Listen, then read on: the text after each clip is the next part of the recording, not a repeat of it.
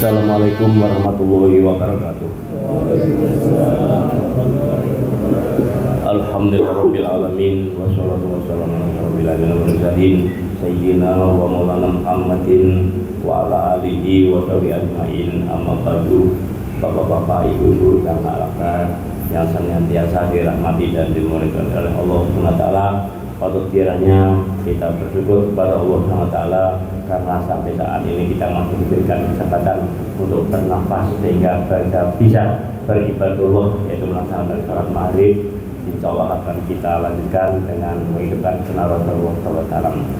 Semoga salawat dan salam senantiasa terlimpah atas junjungan Nabi besar Muhammad SAW, keluarganya, sahabat-sahabatnya, dan pengikut-pengikutnya yang setia dan istiqomah sampai akhir zaman termasuk kita semua ini. Amin ya rabbal alamin.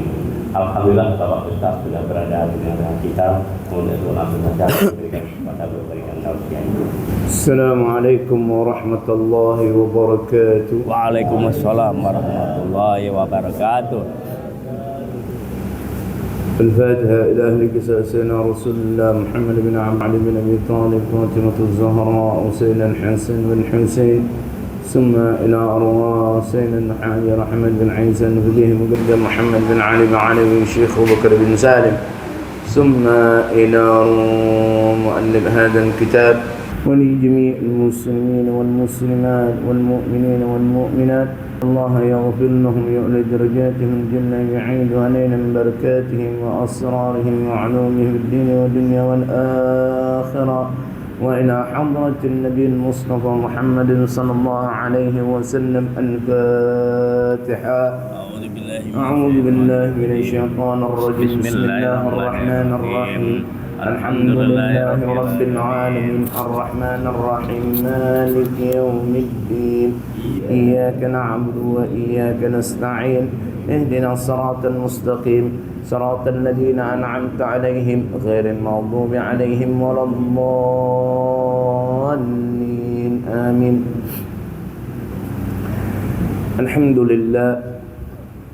الحمد لله الذي هدانا بعبده المختار من دعانا إليه بالإذن وقد نادانا لبيك يا من دلنا وحدانا.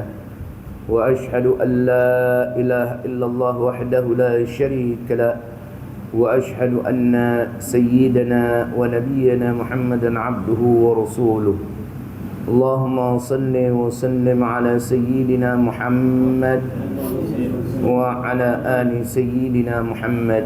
أما بعد, segala puji serta syukur mari kita hanturkan kepada kehadirat Allah Subhanahu wa taala yang telah memberikan kita kenikmatan sehingga di malam hari ini kita dapat berkumpul di rumahnya Allah Subhanahu wa taala untuk menjalankan kewajipan kita kepada Allah dan juga untuk menghidupkan daripada sunnah-sunnah Rasulullah sallallahu alaihi wasallam. Salawat serta salam tidak lupa kita hanturkan kepada junjungan kita, panutan kita, uswatun hasanah bagi kita, yaitu Nabiuna Muhammadin sallallahu alaihi wasallam serta keluarganya, para sahabat-sahabatnya dan juga umat-umatnya hingga kelak di yaumul qiyamah. Minggu lalu ada yang mana belum sempat saya jawab pertanyaannya karena habis waktunya. Yang mana bertanya tentang riya. Bagaimana kita menilai daripada riya apa enggak? Ingat, kita boleh menilai diri kita sendiri, bukan menilai daripada orang lain riya atau enggak. Kalau sampai kita menilai orang itu riya apa enggak, itu dah salah. Kenapa? Yang tahu isi hati daripada manusia hanya Allah. Kita jangan nak ngambil hak prerogatif daripada Allah Subhanahu wa taala. Akhirat tu kita tebak-tebakan. Oh, kalau begitu terang-terangan berarti itu riya. Apakah 100% orang yang terang-terangan dalam memberi itu riya? Bisa jadi enggak. Orang itu ikhlas. Maka sekalipun di logika kita nampak keriaannya, jangan kita menilai daripada orang itu riya. Berarti kita menilai daripada isi hati daripada manusia, yang isi hati itu hanya Allah yang mengetahuinya. Di zaman Nabi itu, cucu angkat Nabi itu pernah dimarahi sama Nabi. Siapa? Usama bin Zaid. Siapa tidak kenal dengan Usama? Di dalam sejarah Islam, beliau ini adalah panglima termuda yang pernah menjadi panglima perang di medan perang. Panglima termuda. Tidak ada panglima yang paling muda kecuali Usama bin Zaid. Ketika itu ditunjuk langsung oleh Rasulullah SAW. Ketika orang-orang pada meragukan beliau, anak baru kencur ABG 17 tahun, tapi menjadi panglima perang. Siapa anak-anak buahnya? Sayyidina Abu Bakar, Sayyidina Umar. Ini sahabat-sahabat terbaik.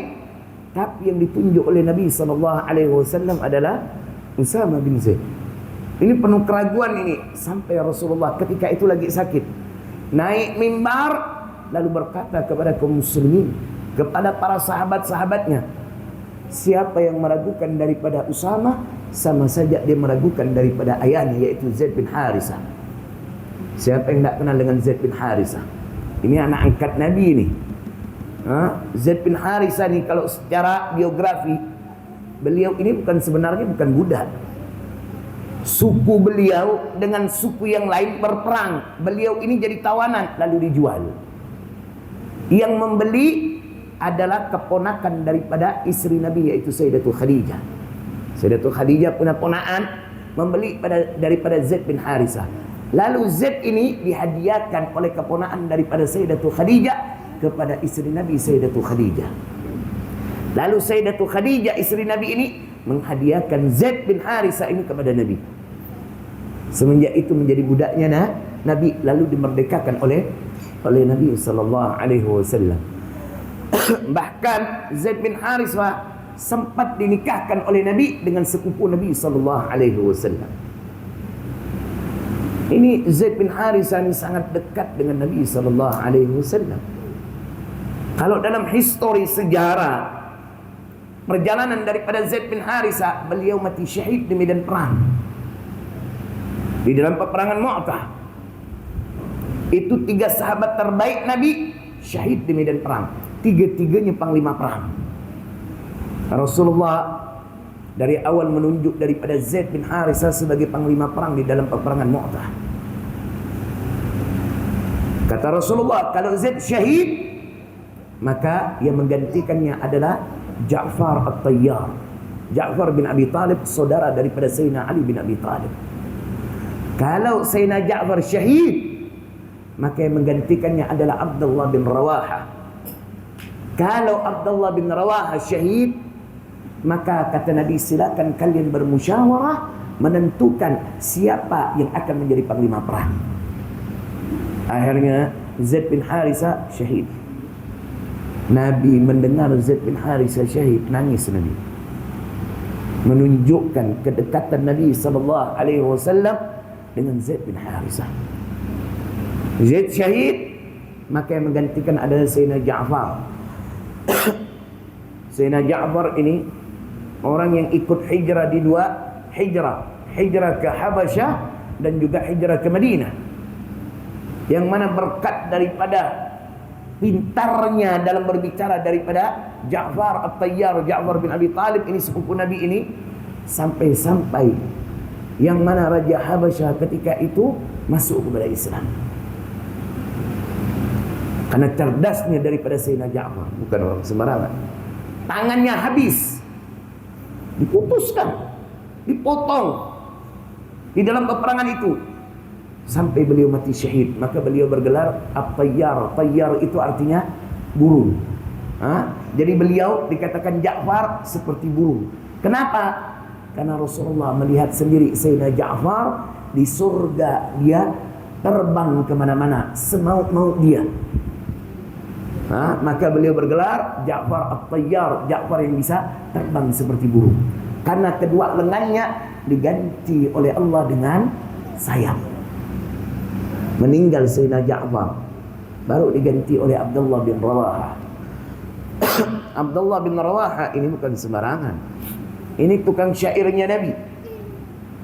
Jadi tukang bela Nabi, kalau orang Arab itu dalam berperang, itu bersyair terlebih dahulu untuk menjatuhkan mental. Nah, nanti yang tukang bela Nabi dengan bersyair itu Abdullah bin Rawaha. Orangnya wara. Ini Abdullah bin Rawaha ini, istilah kalau kita katakan kalau di zaman sekarang ini, seperti orang pajak. Beliau itu pernah disuruh oleh Nabi menghitung jumlah kurma, anggur dan yang lainnya milik daripada orang Yahudi untuk membayar jizyah, pajak. Jadi dengan mengetahui jumlahnya, jadi bisa tahu berapa jizyah yang harus dibayarkan orang Yahudi kepada kaum muslimin. Ketika akan datang nih orang-orang Yahudi ini, udah berembuk tadi. Ini nanti utusan Muhammad datang nih. Bagaimana kita siapkan harta yang banyak untuk utusan Muhammad, agar nanti dia menghitung tidak sesuai dengan apa yang ia lihat. Jadi maksudnya apa? Disogok. Orang pajak kan, istilah kata orang gayus. Pajak perusahaan nih seharusnya 50 miliar, 10 miliar ya bayar. 10 miliar untuk gayus. Jadi perusahaan itu bayar 20 miliar, selamat 30 miliar.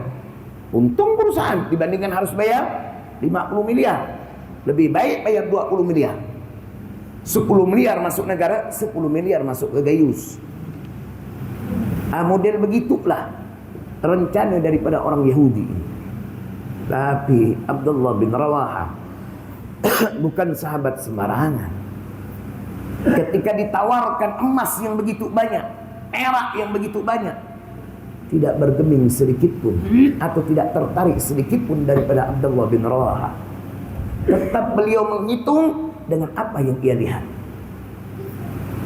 Syahid Abdullah bin Rawaha di medan peperangan Mu'tah. Baru berembuk kaum muslimin, akhirat itu menunjuk Khalid ibn Walid menjadi panglima perang. Jadi Zaid bin Harisah ini bukan sahabat sembarangan. Nabi yang menunjuk menjadi panglima perang, karena Nabi tahu kapasitas daripada Zaid bin Harisah, bahkan syahid di medan perang. Maka Nabi mengatakan, siapa yang meragukan Usama bin Zaid, sama saja meragukan daripada ayahnya. Terdiam semuanya. Akhirat itu hilang keraguan mereka berkat apa yang diucapkan oleh Nabi.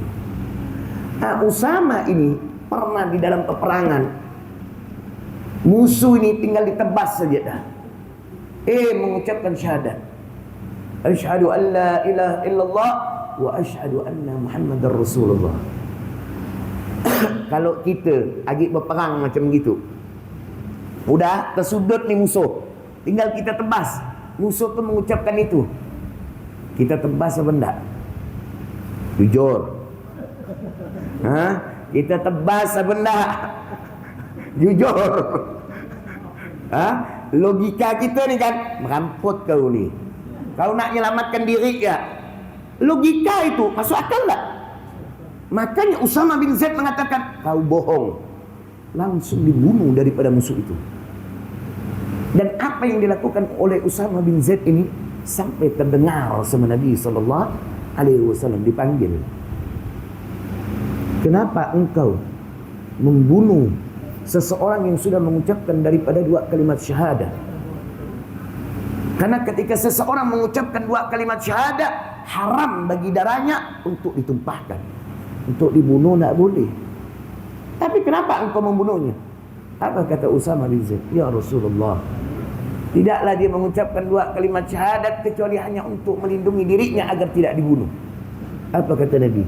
Apakah engkau sekarang sudah mengetahui isi hati daripada setiap hamba-hamba Allah?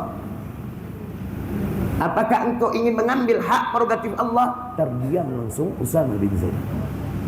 Bayangkan logika, ini orang cuma nak menyelamatkan diri, logika itu masuk. Tapi Nabi melarang cucu angkatnya sendiri untuk menilai isi hati daripada seseorang. Maka dari kisah ini bisa kita ambil i'tibar, pembelajaran. Riya, nilai diri kita sendiri, bukan nilai orang lain. Kalau sampai kita menilai daripada orang lain, riak dia tu, kita yang salah. Kita yang salah, bukan orang yang riak. Kenapa? Kita ni sok-sok tahu daripada isi hati daripada manusia. Ada jaminan dia riak. Kalau tak riak, berarti kita su'udzon, prasangka buruk kepada seseorang, bisa nganguskan amal ibadah kita. Di zaman Nabi Musa ada seseorang yang mana dahulunya perampok, lalu ingin bertaubat kepada Allah. Dia ngelihat Nabi Musa, ingin mengikuti Nabi Musa, tapi malu, ya Allah, beliau Nabi, aku ni siapa? Lalu ada seorang yang abid, ahli ibadah, yang mengikuti Nabi Musa. Kata mantan perampok ni, lebih baik aku mengikuti daripada abid ini aja. Udah, pergi dia ni mengikuti daripada abid ini. Abid ini di tengah perjalanan merasa ada diikuti, maka dia menoleh. Dan abid ini mengenali daripada orang tersebut bahwa orang tersebut adalah perampok. Kata abid ini, kau nak ngapa mengikuti aku? Kau nak ngerampok aku ke apa? Ini kata abid. Terjadi keributan. Kata mantan perampok yang ingin bertobat, enggak. Sampai Nabi Musa datang. Ada apa ini? Maka dijelaskan kronologi kejadian tersebut. Kata Nabi Musa, ya udah, biarkan Allah yang memutuskan perkara kalian. Nabi Musa kalimullah, bisa berbicara langsung dengan Allah Subhanahu wa ta'ala. Maka disampaikan kepada Allah, Allah pun memutuskan keduanya. Apa yang terjadi? Abid tadi itu, yang ahli ibadah tadi itu, ibadahnya selama 30 tahun hangus, tidak diterima oleh Allah gara-gara prasangka buruknya kepada mantan perampok tadi. 30 tahun ibadah yang tidak diterima gara-gara apa? Prasangka buruk kepada mantan perampok. Sedangkan abid tadi, yang mana merasa hina dirinya, dia menganggap, aku tidak pantas mengikuti Nabi Musa. Siapa aku? Lebih baik aku mengikuti ini. Yang abid lebih mulia dibandingkan diriku, masih mendinglah.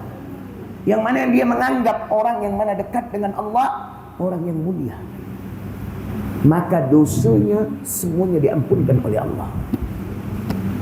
Gara-gara apa? Husnudzan tadi, prasangka baik. Maka hati-hati dalam su'udzan, berprasangka buruk.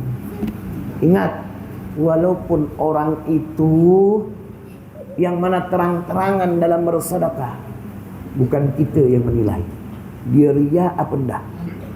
Yang tahu riya apa enggak orang itu hanya Allah. Hanya Allah saja. Sedangkan kita tidak memiliki kapasitas itu. Kita bisa menilai diri kita sendiri riya apa enggak. Kita bukan menilai orang lain, ya, kita sendiri. Maka Sayyidina Ali mengatakan ada 4 ciri seseorang itu riya. Jadi kalau ada sama kita 4 ciri ini, kita termasuk orang yang mana riya dalam melakukan amal saleh. Pertama, malas ketika sendirian. Ketika tidak ada orang, malas di dalam melakukan ibadah kepada Allah. Ketika sendirian itu. Yang kedua, rajin ketika banyak orang. Ketika ramai orang, Masya Allah, rajin dia melakukan ibadah, melakukan hal-hal yang baik. Tapi kalau sendiri, ada malas, sedikit saja ibadah yang ia kerjakan. Yang ketiga, yang mana amalnya meningkat ketika dipuji. Ente Masya Allah, tak ada lawan lah ente ni. Musa balak tu kembang langsung tu. Mana ada orang macam ente tiap Jumat makan di rumah. Minggu depan tambah nyaman lagi makan tu. Karena dipuji tadi tu. Wow, ketika dipuji meningkat amalnya. Yang keempat, ciri orang yang riak, ketika dicaci menurun daripada amalnya. Oh, orang yang mana misalkan dia memberi orang ni, apa, dicaci lah. Ketika dia memberi ni, dikata-katai lah. Gini kau, udahlah, tak ada aku nak ngasih lagi. Ketika dicaci menurun daripada amalnya. Kalau kita memiliki empat ciri ini, di antara empat ciri ini, di dalam diri kita dalam melakukan amal saleh, malas ketika sendirian, rajin ketika ramai, yang mana meningkat ketika dipuji, lalu menurun ibadah kita ketika dicaci, maka kita termasuk orang yang mana memiliki sifat riya. Ingat, nilai diri, jangan nak nilai orang. Kalau sampai memiliki sifat riya, na'udzubillah min dzalik. Sifat riya ni nganguskan amal ibadah seperti api membakar daripada kayu. Ibadah kita tu bisa habis gara-gara riya. Bahkan surga aja mengharamkan dirinya untuk dimasuki oleh orang-orang yang memiliki sifat riya. Innal jannata takallamat wa qalat, sesungguhnya surga itu berbicara lalu berkata, ana haramun ala kulli bakhilin wa mura'in. Aku haramkan diriku, kata surga, untuk dimasuki orang-orang yang bakhil dan orang-orang yang memiliki sifat riya. Bahkan penghuni neraka tak mau satu kamar dengan orang yang memiliki sifat riya. Penghuni neraka tak mau sama dengan orang sebab Allah, janganlah dia, janganlah sekamar dengan dia, satu ruangan dengan dia. Karena Nabi sendiri yang bersabda, innan nar wa ahlaha ya'uduna min ahli riya. Sesungguhnya neraka dan penghuninya berteriak ketika Allah memasukkan orang yang memiliki sifat riya ke dalam neraka. Kenapa? Ketika orang riya ini masuk ke dalam neraka, api itu tambah besar, tambah panas, membara itu api neraka, dan penghuninya otomatis tambah menyakitkan daripada siksanya. Jadi penghuni neraka dia tak mau semua orang sifat riya. Penghuni neraka itu menunjukkan betapa hinanya orang yang mana memiliki sifat riya. Na'udzubillah min dzalik. Cuman doa minta sama Allah. Tapi ingat loh ya, jangan pula, ini kadang image orang ni, na'udzubillah min dzalik, dia mau beribadah kalau udah ikhlas, sampai kiamat tak bakal ikhlas loh. Ibadah aja kau walaupun masih riya, sampai kau ikhlas. Kalau nunggu ikhlas sampai kiamat kau tak bakal ikhlas. Ibadah aja. Solat di masjid takut riya aku, solat di rumah aja, sampai kiamat kau tak bakal ikhlas. Walaupun awalnya riya, lakukan aja sambil kita meminta kepada Allah agar kita bisa melakukan ibadah dengan ikhlas. Sedangkan ikhlas itu kan yang pernah Anda jelaskan, yang pernah saya jelaskan, bahwa ikhlas itu ada tingkatan. Ada tingkatan yang pertama, tingkatan yang paling tinggi, yaitu dia melakukan ibadah hanya mengharapkan ridha Allah saja, tidak ada mengharapkan daripada akhirat, apalagi mengharapkan dunia. Jadi Allah nak masukkan dia ke surga, ke neraka, masa bodoh. Dia nak peduli. Yang penting Allah ridha. Sekalipun dia dimasukkan oleh Allah ke dalam neraka, dia terima. Kalau kita masih tidak terima dimasukkan oleh Allah ke dalam neraka, kita belum sampai level ikhlas, yang mana ibadah semata-mata mengharapkan ridha-Nya Allah. Ini ikhlas tingkatan para awliya, para salihin, para anbiya. Kita ni ya masih level rendah lah, tapi kita tetap berusaha mau naik level. Level terus menerus naik level sampai kita ke posisi yang paling tinggi dalam ikhlas. Maka yang pernah saya ceritakan, Rabi'atul Adawiyah, ketika dia membawa api dan air, ketika ditanya apa, untuk apa kau bawa api dan air, kata Rabi'atul Adawiyah, api ni untuk aku bakar surga. Surga nak dibakar. Ditanya, ngapa pula? Biar orang melakukan ibadah tidak mengharapkan ganjaran surga. Lalu air ni untuk aku padamkan api neraka. Agar orang meninggalkan daripada maksiat bukan dikarenakan takut akan api neraka. Bayangkan, karena sekelas beliau, ikhlasnya adalah ikhlas yang mana ibadah hanya mengharapkan ridha Allah. Allah nak masukkan ke neraka, dia terima. Yang penting Allah ridho. Kok kita kan belum sampai level ini? Ngeri tak masuk neraka ni? Janganlah ya Allah. Kena panas korek api ya ni ya Allah. Melepuh tangan ya Allah. Apa lagi panas? Neraka. Ya Allah, jangan sampailah ya Allah. Ini kita. Tetapi ada ikhlas level kedua, di bawah daripada level pertama. Dia melakukan ibadah mengharapkan daripada ganjaran akhirat. Mengharapkan akhirat seperti apa? Dia melakukan solat, dia melakukan ibadah ini mengharapkan apa? Masuk ke dalam surga. Orang yang seperti ini ikhlasnya level 2.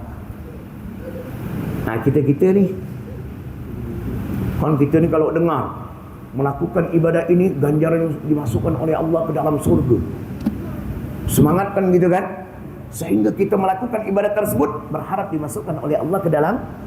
Berarti ikhlas kita masih level kedua. Macam kita misalkan kita dengar ni, misal di hadis Nabi itu, barang siapa yang solat sunnah rawatib 12 rakaat, dalam riwayat yang lain 10 rakaat, yaitu 2 rakaat sebelum subuh, 2 rakaat atau 4 rakaat sebelum zuhur, 2 rakaat sesudah zuhur, 2 rakaat sesudah isya, sesudah maghrib, 2 rakaat sesudah isya, 12 tu.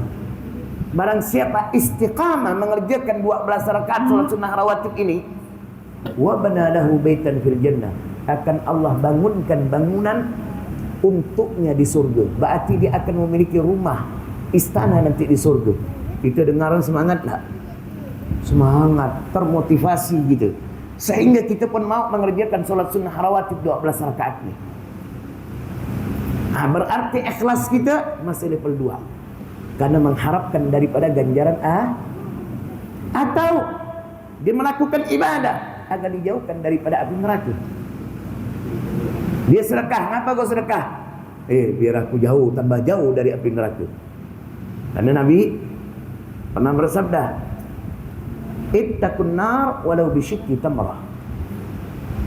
Jaga diri kalian, lindungi diri kalian dari api neraka walaupun hanya dengan sepotong kurma. Maknanya kau sedekah sepotong kurma, itu dah dapat melindungi diri kau dari api neraka. Kita dengar gitu kan semangat, mau sedekah gitu. Agar apa? Dapat terlindung dari api neraka. Ini kita ikhlas level 2. Berarti ikhlas kita mengharapkan daripada balasan akhirat. Ini banyak kita yang model begini nih. Ada level 3, level paling rendah nih. Apa? Melakukan amal ibadah, amal saleh mengharapkan balasan dunia. Termasuk ikhlas mengharapkan balasan dunia. Contoh, kenapa kau solat duha? Kita banyak solat duha gara-gara apa? Biar rezeki lancar. Betul tak? Kau ngapa baca surah Al-Waqi'ah? Kerana tahu keutamaannya memperlancar rezeki, maka kita baca. Apakah termasuk daripada ikhlas? Termasuk ikhlas. Tetapi ikhlas level yang paling rendah. Tinggal kita ni letak di level mana ni? Kita ni rata-rata iman di level 3 atau level 2. Kok level 1 sih dah lah, belum. Bukan tak mungkin, tapi belum. Belum. Kena istilah kata orang tu, minum kopi panas-panas mesti tiup.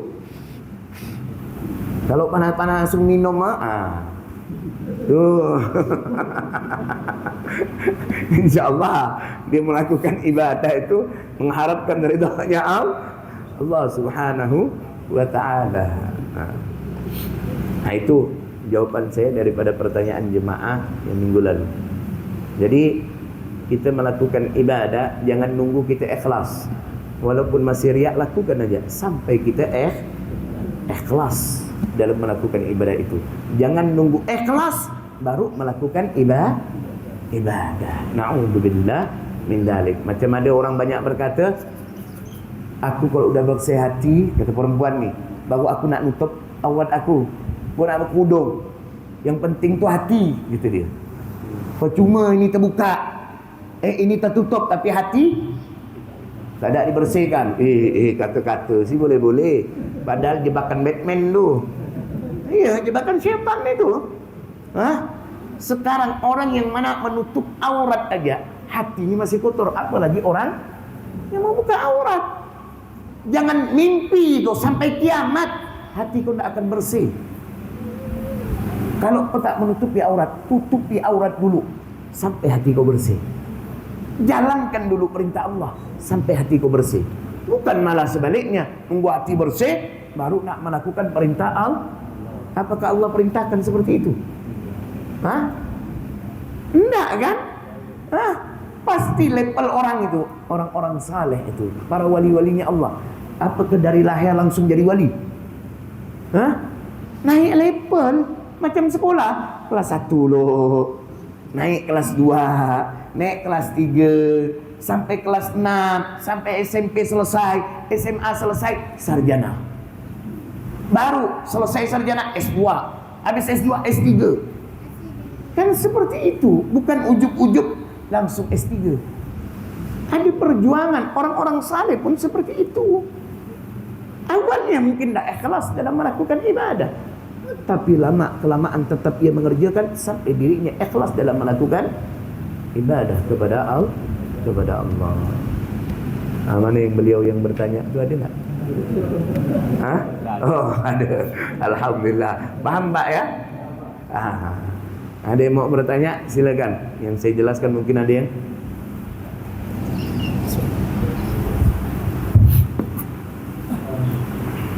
Kalau saya itu mengandaikan ikhlas itu, dalam hidup sehari-hari itu, misalnya nih, saya makan sate ayam, dan macam enak, tidur, saya bilang tidur keluar, ikhlas ya. Kalau waktu makan itu ayam 35.000, sate 35.000, untuk hilang itu tidak ada masalah, ikhlas.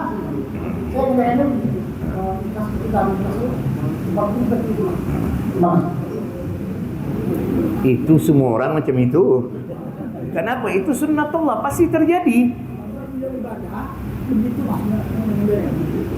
Jadi kalau dalam segi ibadah, saya contohkan macam tadi. Kalau dalam segi ibadah yang saya jelaskan tadi, lebih simpelnya.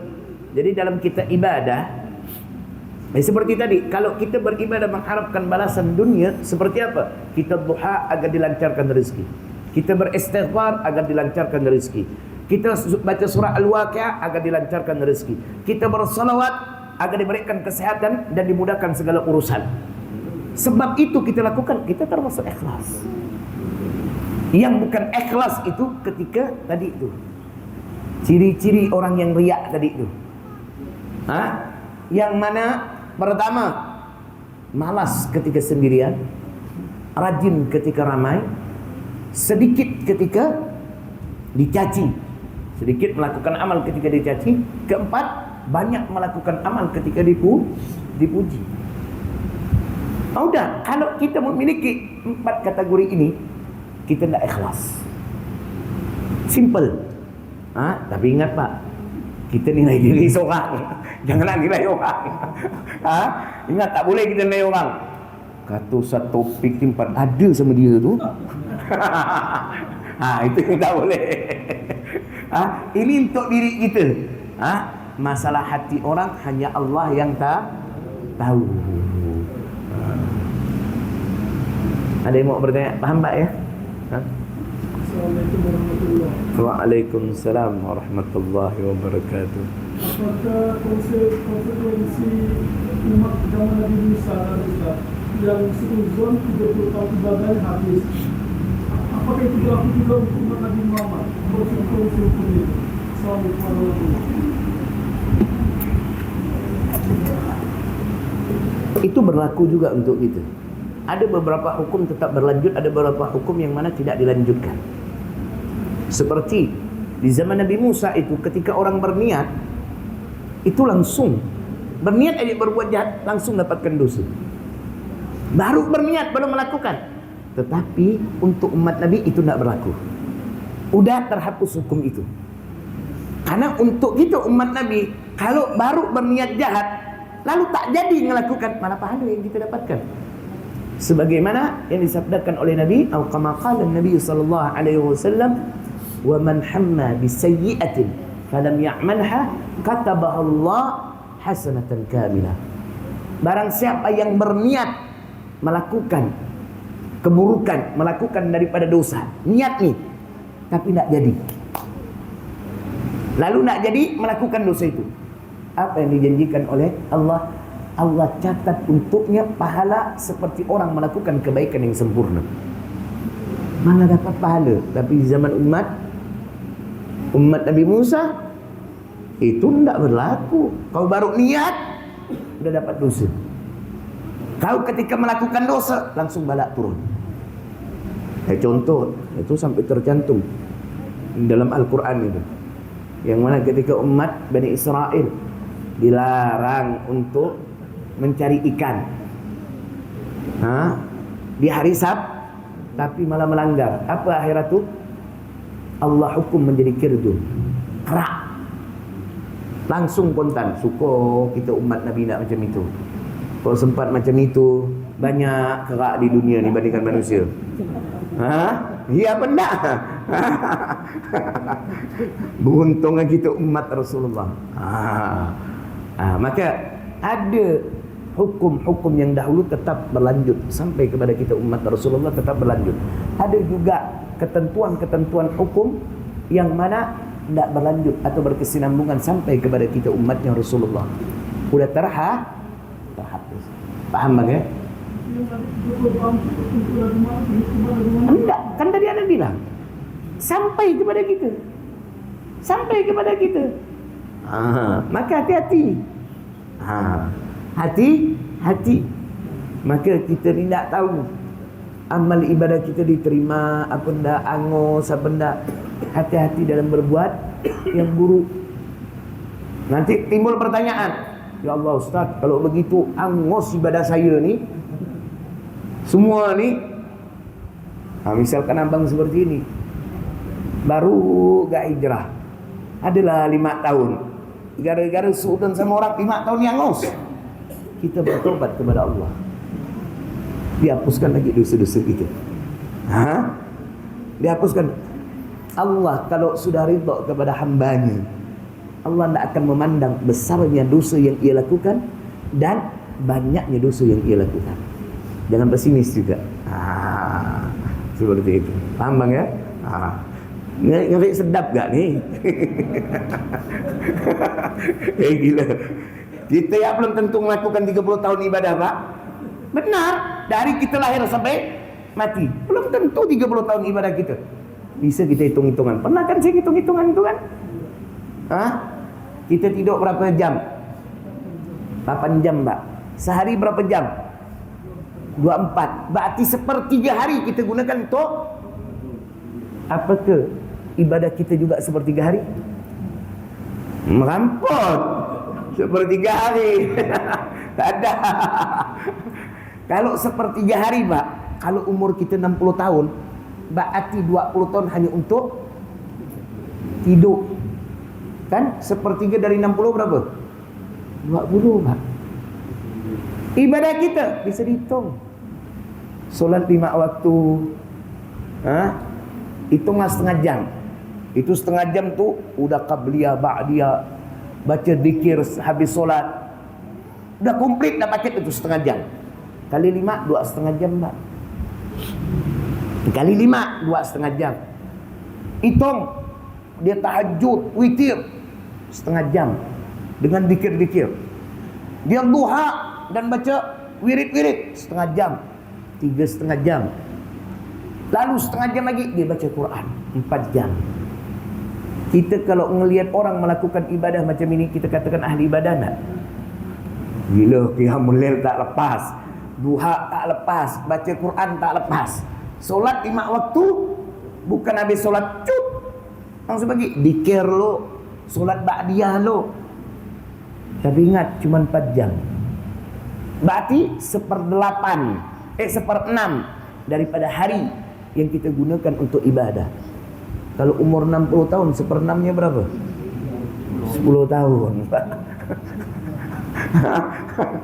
10 tahun ya. Lebih lama tidur kita dibandingkan ibadah kita. Lalu nak kepedean masuk surga dengan amal ibadah. Jangan kita berpikir amal ibadah yang akan membuat diri kita selamat dari api neraka dan dimasukkan oleh Allah ke dalam surga.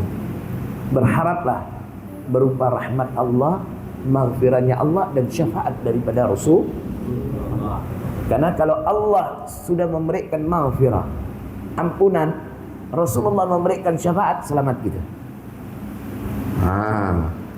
Akhirat tu tak terlalu direken sama Allah. Ketika kita dihisap oleh Allah di timbangan amal nanti. Udahlah, ni ampun, udahlah, ampun. Selamat kita. Tapi kalau kita bereken, itulah reken ya seorang. Tak usah di akhirat nanti. Di timbangan amal di dunia ya kita reken ni. 10 tahun ni ibadah kita. Kalau umur 60 tahun, lebih lama tidur.